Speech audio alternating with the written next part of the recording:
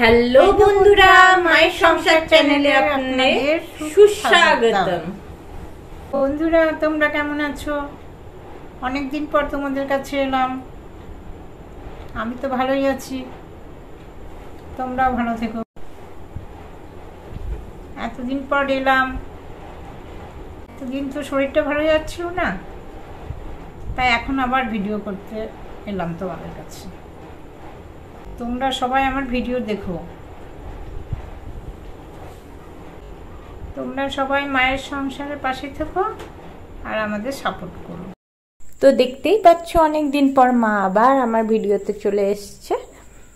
মা সবজি কাটছিল দুপুরবেলা। তো চলো একদম বিকেলবেলার এবার দেখাচ্ছি।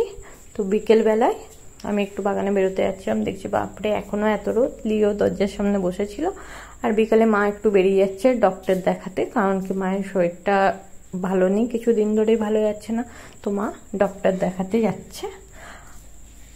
আর গাছগুলো জলের খুব অভাব হয়ে গেছে, আমি দেখেই বুঝতে পেরেছিলাম। আমি ওয়েট করছিলাম যে রোদটা কখন একটু কম হবে।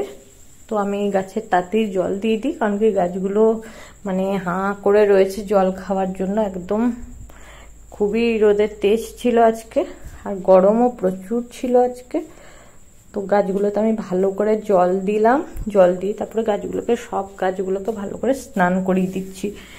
তো তোমরাও প্লিজ নিজেদের বাড়ির গাছগুলোকে স্নান অবশ্যই করিয়ে দিও। যা রোদের তেজ, দেখো একটা কি সুন্দর প্রজাপতি উঠছিল তার মধ্যে দেখলাম। তো তোমরা গাছগুলোকে স্নান করিয়ে দিও, না হলে কিন্তু গাছের পাতা পুড়ে যাবে। এখন অবশ্য রোদটা কমই দিচ্ছিল কিছুদিন, তো আজকে দেখছি যে আবার প্রচুর রোদ দিয়েছে।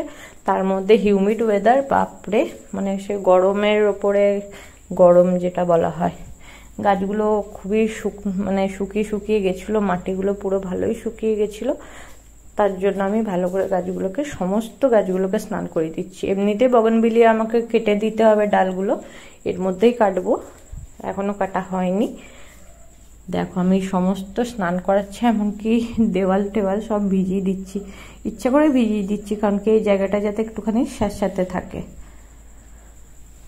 আর তারপরে এই করতে করতে দেখছি যে আগে কাজ করতো আমাদের বাড়িতে, কাজের মাসিটা এসে ডাকাডাকি করছে। তো বলে দিলাম যে মা নেই, একটু বেরিয়েছে। গাছগুলোকে ভালো করে স্নান করানোটা খুবই দরকার। আমি তো চেষ্টা করি যত এই গরমটাতে আমি ওইভাবেই চেষ্টা করে গেছি গাছগুলোকে ভালো রাখার। যা তা অবস্থা হয়ে যাচ্ছে, গরমের চোটে একদম ড্রাই হয়ে গেছে পুরো মাটি। তো জল দিয়ে দিচ্ছি ভালো করে। ও হ্যাঁ, এটা দেখাতেই তোমাদের ভুলে গেছি, দেখো বল লিলি হয়েছে। গাছে জল দিয়ে আমি সোজা ঘরে চলে এসেছিলাম, বিছানাটা একটু পরিষ্কার করে নিচ্ছিলাম, চাদর টাদরগুলো ভাঁজ করে নিচ্ছিলাম। তো অনেকদিন পর আমি মাকে নিয়ে এসছি, আমার একটু শান্তি হলো জানো তো। আমি ভেবে পেতাম না আর কি, যে কি ভিডিও বানাবো না। তো মাথা কাজ করতো না আমার। তাও বাগানটা দেখাতাম তোমাদের, পুরো গরমকালটা বোধহয় বাগান দেখিয়ে আমি কাটিয়েছি। আর বিকেলে বলতে সন্ধ্যের দিকে আমি বানিয়ে নিয়েছিলাম চাউমিন। মা তো খেতে পারেন না পেটের জন্য, তার জন্য আমি আর আমার মেয়ের জন্য বানিয়ে নিয়েছিলাম चाउमीन। माँ, दोस्त लोग को हाय बोल दो। हाय। और तुम अभी इतना दिन बाद क्यों आई? अरे मेरी तबीयत बहुत खराब थी, इसलिए मैं नहीं आ पाई। और गर्मी कैसा है यहाँ पे? गर्मी बहुत है, गर्मी में तबीयत एकदम खराब थी, इसलिए तो मैं नहीं आया पाई। और कितना दिन तुम नहीं आई? वीडियो अच्छा नहीं हो रहा है, तुम आओगी तो वीडियो अच्छा होगा ना? ठीक है, अब आएगी, कोशिश करोगी ना आने की? हाँ, कोशिश करूँगी। तो अभी तुम कहाँ गई थी? अभी मैं डॉक्टर दिखाने गई थी।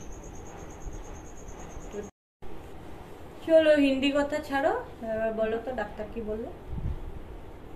ডাক্তার বললো আল্ট্রাসাউন্ড করতে। তারপর যখন ফিরছিলাম তখন দেখছি ডাক্তারের মানে বাগানটায় এত সুন্দর বগনভিলিয়া রয়েছে। কি রঙের? রানী কালারের। আর রানী কালার, তারপরে কমলা কালার, হলুদ কালার, মানে এত সুন্দর করে কাটিং করে রেখেছে না, কি বলবো। ওই রকম করা যায় তো, অনেক সুন্দর। ও গাছগুলো অনেক বছর আগেকার, বোঝা যায়। খুবই সুন্দর বাগানটা।